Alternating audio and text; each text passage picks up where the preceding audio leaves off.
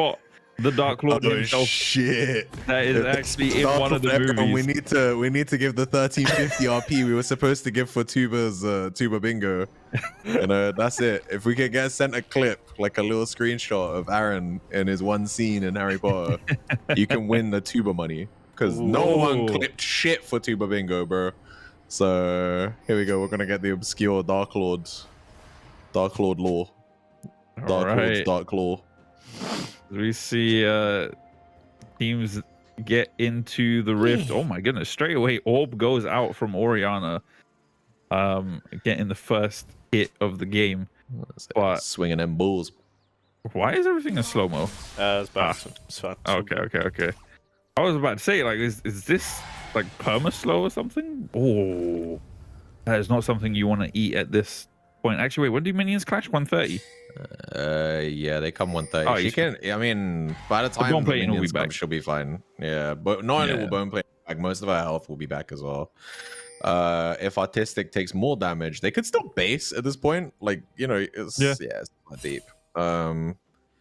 Nice little ward place there by the side of Ace of Diamonds there on the chickens, and don't know whether or not the couch potatoes have actually gotten any vision on their own. We can see pings coming out, so they do know. Yeah, they did. Oh, okay, sweet. So while we were watching the Diamonds get their vision, couch potatoes were able to get their own, and they're gonna know that both junglers are starting here on the on their Raptor camp. So be interested to see if that means we're gonna get some 3-camp gank out of the Jarvan. Jarvan is a champion who wants to use his agency early. And so, you know, he tends to not go for these kind of like greedier starts where you would. So what Nocturne is going to do right now, because he wants to speed run it to level 6, is he's going to do an 8-camp gank, which is where you start on chickens and then you do chickens, Krugs, your buff. Although apparently not, he's doing his buff right now instead. So don't listen to me. I'll just talk about the theory of it, not the practice. But you're supposed to do chickens, Krugs, your buff, then do all of your topside camps, then do a crab, and by the time you've done your crab, your chicken should be respawning in like 10 seconds. So you path to them, and then you do chickens, Krugs again before basing. And it gives you enough gold to be able to get Tiamat first buy, which is a really big thing for Nocturne. But he didn't do it. Emperor decided to clear the buff first, so yeah, not 100% sure what's going on there, but we'll see. I'm sure the logic will come out and it will make sense in the next couple minutes. I mean, time will tell. We'll see. I mean, these guys have been consistent with this guy is yapping. These guys have been consistent with full clearing and then ganking after, and have also been fairly consistent with you know, path in opposite ways. So this time around, Emperor is going to end topside, and then Potato bot side. Both will get their respective scuttle crabs as well, if they remain consistent with how this series has played out. But of course, game 2 being the outlier when you know, Couch Potatoes did that invade, you know, and that really interesting jungle route that they took where they stole red and all of the camps. But yeah, this looks like just a mirrored clear from both sides. You do see Emperor actually passing into red side jungle, trying to make something happen, but both of them end up in the mid lane and meet there. Forcing the flash from Emperor does Potato, and that I think will be just about it for the mid lane skirmish. Oh, Coolio thought, if it didn't kill, I'm getting out of there. Flashes away. Doesn't even force Payday to use his flash, so a little too trigger happy in this top lane. Perhaps a little too antsy, too nervous, but gets pinned up against the wall and is gonna die first once again. I think that's the 3rd time in this series.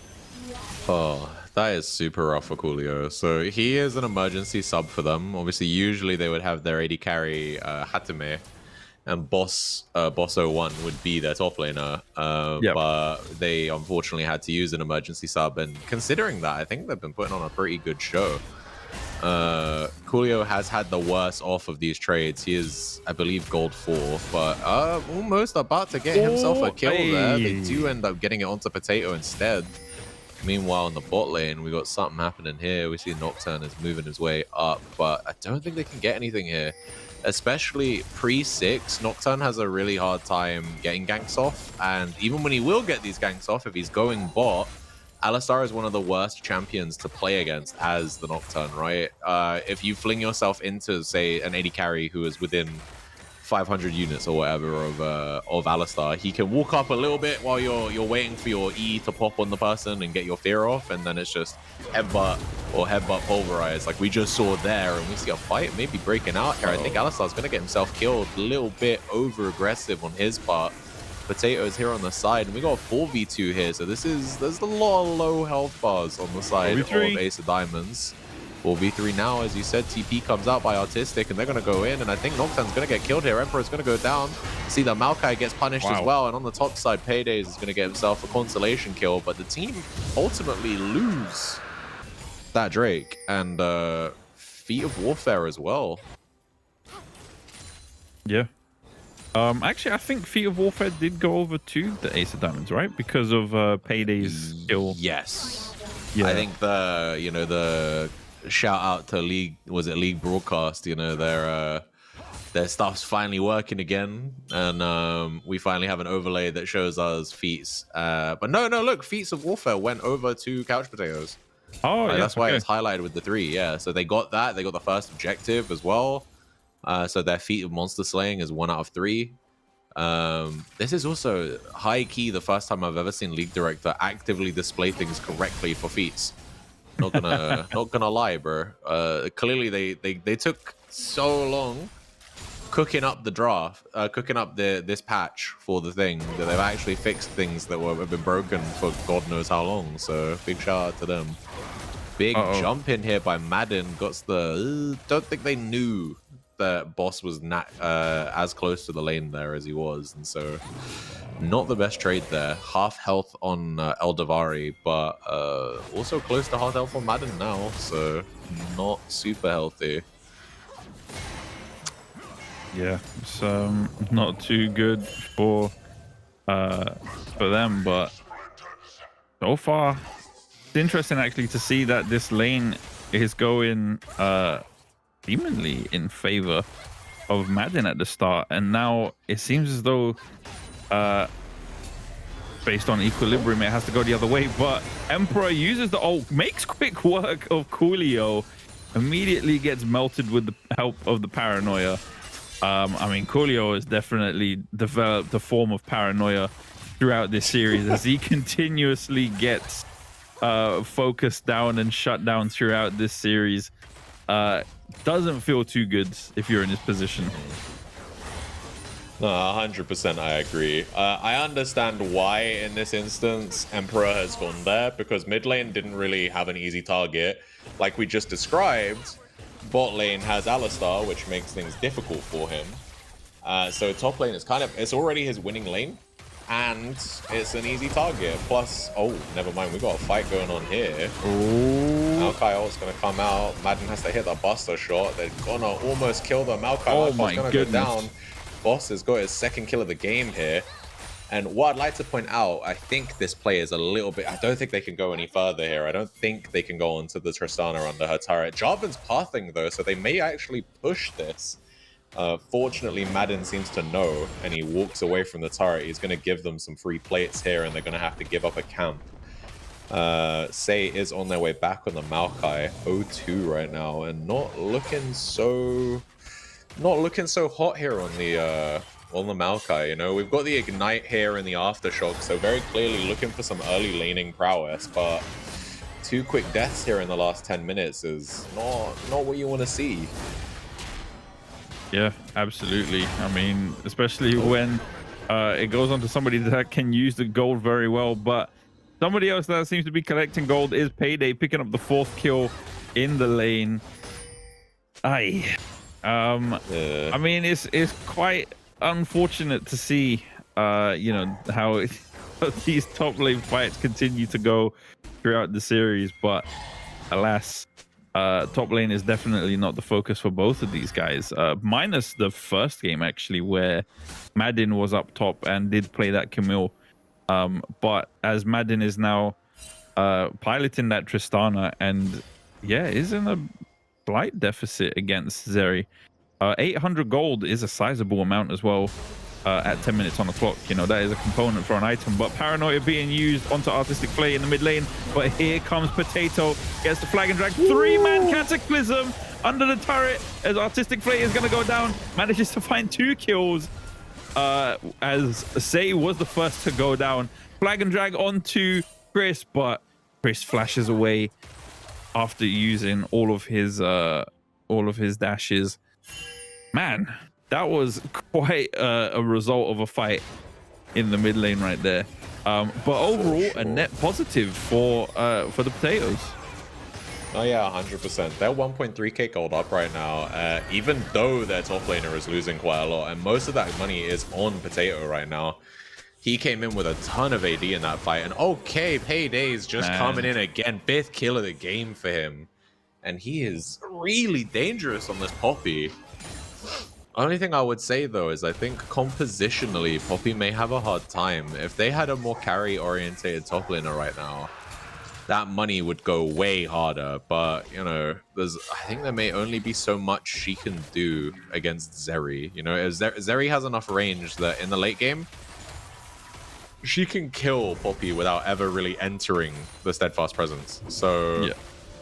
And you know, for as much gold as on the Poppy, there's equally a decent chunk of gold on Zeri. She's gone Col as well, but let's talk about this play. So we see here really nice layering. Shockwave wasn't even on the Jarvan, but caught 2 into the Cataclysm on 3. So they maximized pretty much as best they could their damage there. Good job on Chris to get himself out of a losing situation there, but yeah. Really well played there by Artistic to make the best of a situation where he knew he was going to die, and Potato was able to pick up so much from it that he actually finishes his Sundered Sky, which is a big item spike for him. It's going to be really tanky now. So for those who don't know, Sundered Sky, the first auto attack you do on someone will crit and you heal for a percentage of the damage done. And I believe it's on like a 20 or so second cooldown. So in an extended fight, you can trigger it multiple times. You also get to trigger it once per person. So essentially in a fight, that's crazy. Yeah. So in a 5v5, if you hit all 5 individual targets, you will heal off of 5 auto attacks for quite a lot. And especially on Jarvan, it scales with his passive. So his passive is he does like, I think it's a little bit percentage health damage. Yeah, right. On his first auto on people. So, you know, Sundered Sky goes really well on Jarvan. I imagine his next item is probably going to be Cleaver because it will allow him to shred people really cleanly. A lot of people like to go Eclipse on him as well, and he does have the pickaxe here, but let's talk about this fight. Got some stuff going on here. I think Potato's going in. We do have a TP coming by Paydays, so Paydays is obviously the strongest member here. Super unfortunate there for Boss. Just did not recognize how many people were in that bush and gets himself killed. And I think Eldavari knows he's dead here, so he walks into the enemy team trying to bait them to not chase his allies further. And really good convert here by Ace of Diamonds. You know, they commit the TP. They get, what was that? 2 kills? 2 kills. They kill the bot lane. And yeah, gonna even up the gold a bit. One thing we haven't spoken about though, there are 2 Drakes right now on the side of Couch Potatoes. They have been able to collect both of those objectives completely for free. And on the other side of the map, obviously the Void Grubs did go down for Emperor. He was able to collect those uncontested. But they don't have a great split push threat on this team. Poppy is not going to be able to do that for them. So I don't know. I think it's more of a denial than it is a, oh, we need this. But yeah, looking at this play, we can see Alistar has 2 members on him, and the whole team of Couch Potatoes commit over that wall. And yeah, unfortunately for Boss, we can see Chris comes around and there's just too many people in that bush. He gets popped. And then here, okay, Alistar didn't actually path towards them, sacrificing himself. He ate a charm. So that was my bad there, misinformation central. Oh. Good engage right here by the Couch Potatoes, committing 3 members to try and take down Paydays, and they do manage that successfully. Good balance of the turret aggro as well. Oh my goodness, but El Davari did eat the end of that damage. Oh, Paranoia used onto Potatoes, but doesn't manage to find a kill. But Chris pulls up. He's gonna find himself a slab of beef to put in his pocket, and They're the so potatoes low, just but scatter away. yeah, his Spirit Rush times out there. I don't think he had any charges left. And oh no! Oh no! Emperor gets caught with his pants down. That's really well played by Potato there to know that even though he is low HP, so are some of the enemies, and his damage at this point with, I don't know if we can get an AD check on the Jarvan, but every single item he has right now is giving him AD. So if he lands his combo, he is going to kill someone at like a 3rd HP. And yeah, really well played there by him. Also, look at so again, shout out to League Broadcast for showing us the stats here on certain items, where we can see the healing off of the Sundered Sky for both Paydays and for Potato. So, oh, yo, the trap, yo, when they had that, bro, that's sick. Holy moly, that's so clean. All right, is necessary. That's a good reaction. Yeah, they've leveled it up, boys. They leveled it up. This is, you know, That's a league director, man. Yeah, for real. League Broadcast going crazy. League director, League the Broadcast, one with the, that's the like the camera angles one. But yeah, League Broadcast. Oh no, Paydays sends him to the Shadow Realm. Doesn't matter. But they still secure the dragon though. Yeah, boss gets it, and now they've got Soul Point. And correct me if I'm wrong, I wasn't here for the game, but game 2 went similar to this, right? Close in kills, close in gold, but objectives went to the Couch Potatoes. Yeah, and I mean, game 2 was quite yeah, they were fumbling the early game a little bit, but very objective focus, very orientated around that. Made sure the only difference here is that game 1 they did manage to steal a grub. They did throw 4 people at it to you know, to make sure that they took a grub, which wasn't necessary. But yeah, that is the only difference. But at the moment, as you said, Couch Potatoes on Soul Point, and if they somehow find a way to secure the next dragon, this could be their game to lose, honestly. The only big thing that could really make us think that we've got shades of the second game in this one is the Rift Herald currently on the map. Whether the Couch Potatoes find a way to you know, to establish some vision control in the area, that is gonna really decide the outcome of this Herald fight. And you can see how many members are floating about in the mid lane. You know, you've got Artistic Flay in the top side, then of course the bot lane are hanging about the mid lane, and Random Potato doing his chickens. These guys are present. 100%. One thing I want to talk about here, first thing I want to say is I'm not super convinced by the Nocturne build here. I think he's gone for the Axiom arc, right, which is only good if you can it gives you ultimate cooldown if you kill someone. You don't get it if you don't get kills. And right now we do see the Herald is going to go over here. Paranoia is going to come out straight onto Boss, but Boss is going to be able to get away with a really easy E. And then a 2-man Shockwave is going to see the end of Emperor. He's going to go down. And Poppy is in the middle of 4 people, but she can't really do anything here. And Tristana's just getting jumped on by Set. Cataclysm's going to come out, and Poppy is a sitting duck here. Going to probably be the 3rd kill of this fight. Maokai gets away, slithers away with 10% HP, but that is really bad here for Ace of Diamonds. They... Oh, okay, flash into the headbutt, pulverize into the Flag Dragon. They're going to get that 4th kill, and they're going to get that ace. And now it's nearly 5k gold in the lead. Ace of Diamonds got ace, and it's not looking good for them in this game, honestly. Emperor's back though. Madden will be up soon, but they don't choose to push any further, especially with that Rift Herald. I feel as though that they could have maybe done a little more, but honestly, I think knowing when to leave and cashing out at the appropriate time is also a good call. okay, he uses the Rift Herald in the jungle. I don't know if I agree with that. Potatoes, you're gonna have to justify that one to me. But alas, really, really good fight from the Couch Potatoes, and great capitalization from them of using the lead that they have to get these objectives. Yeah, no, I agree. I think on the Herald play, I think it may have been timing out. I don't think it was an opt-in to popping it there. But yeah, we look at this team fight. Another really nice two-man shockwave by Artistic. He's having a much better game on the Orianna than he did on the Morgana in game 3. And then, yeah, they just get to run them down. I think that one thing with Couch Potatoes comp is like it's super easy to execute, right? Like they just need to land 2 key abilities, and Zeri needs to be on the backline shooting people, and they should, in theory, win. They have, Flag and Drag into Shockwave or Cataclysm into Shockwave, and it's like, where can the enemy team go? Headbutt into Shockwave. Yeah, headbutt into Shockwave, exactly. Set E into Shockwave. Oh, yeah. You know what I mean? Like they literally, every single player on their team, barring Zeri, has a way to set up the Orianna to allow her to get...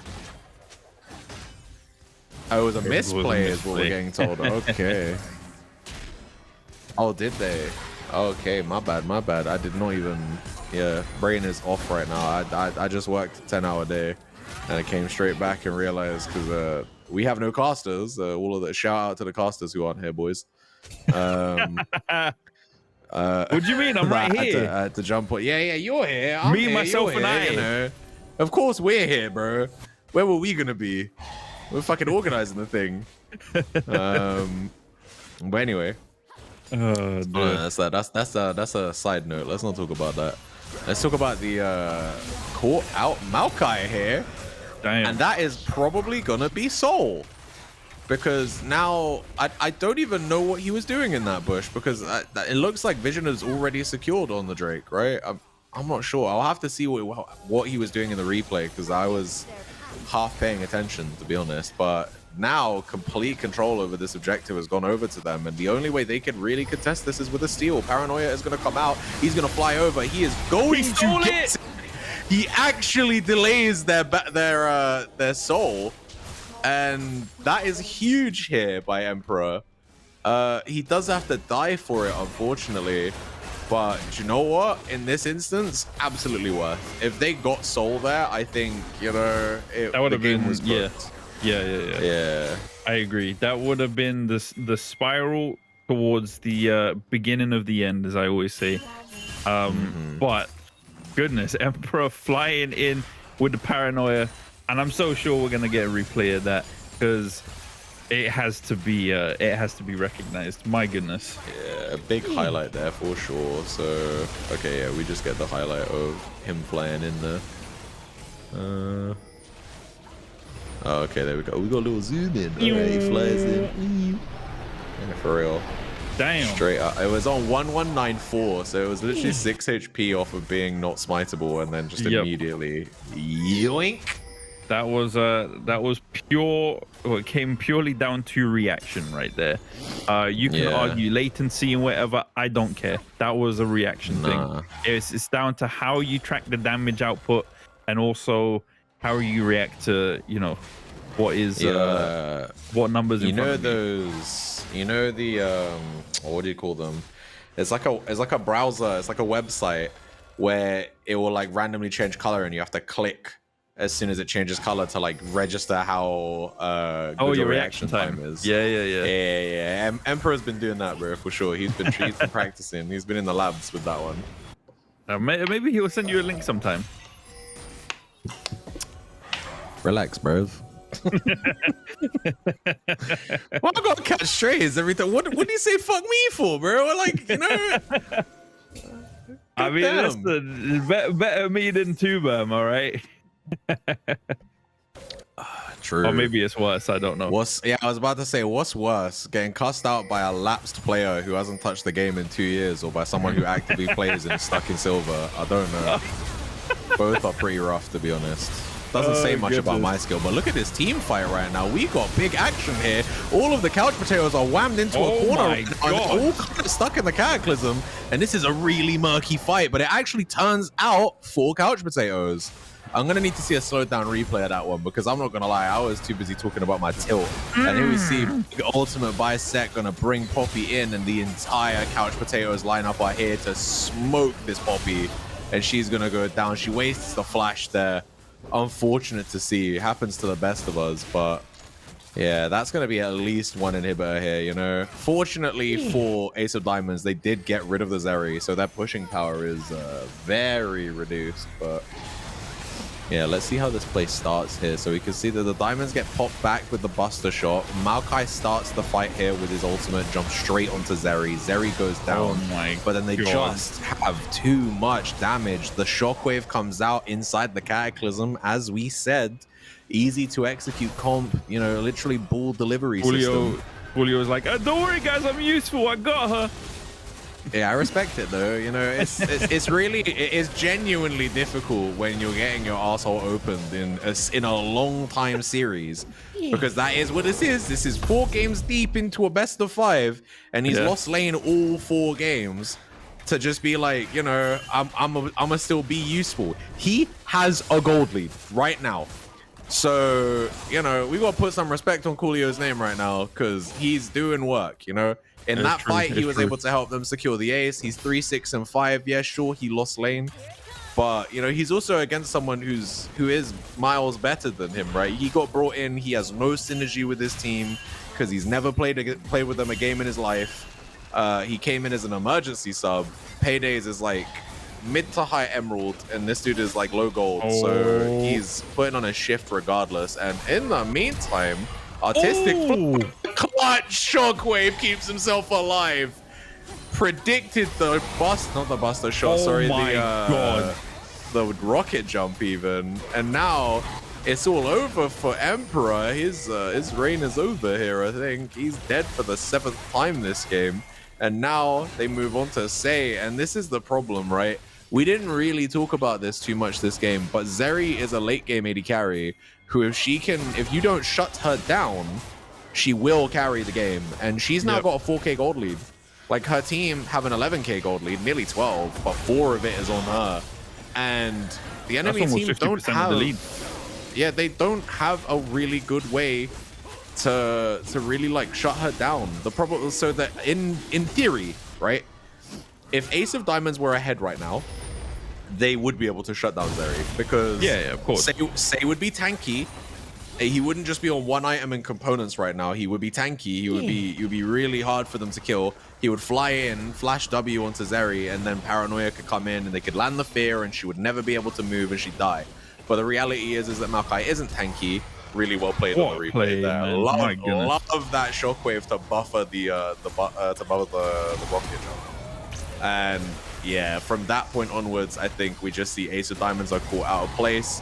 That Ari can't even help, right? Like, if she was to try and help in that play, she'd have to put herself in a position where she'd be vulnerable. And even still, she just has to abandon the Maokai here. She has to go into the bush and TP just to make sure she lives. And so, super rough here. And we come back into live into another bloodbath of a fight. And Zeri just gets to maneuver as she pleases. They take an inhibitor. And it probably is. As soon as the waves crash here, I don't think Madden can stop them. Like, they're Baron buff minions. They've got 2 lanes of supers. And 7-0 and 17 is the Jarvan. Tristana couldn't kill him even if it was a 1v1, I don't think. And at 29 minutes in game, we are going to a game 5. So first game 5 of the tournament, by the way. First game 5 of the Summer Invitational 2025 is coming.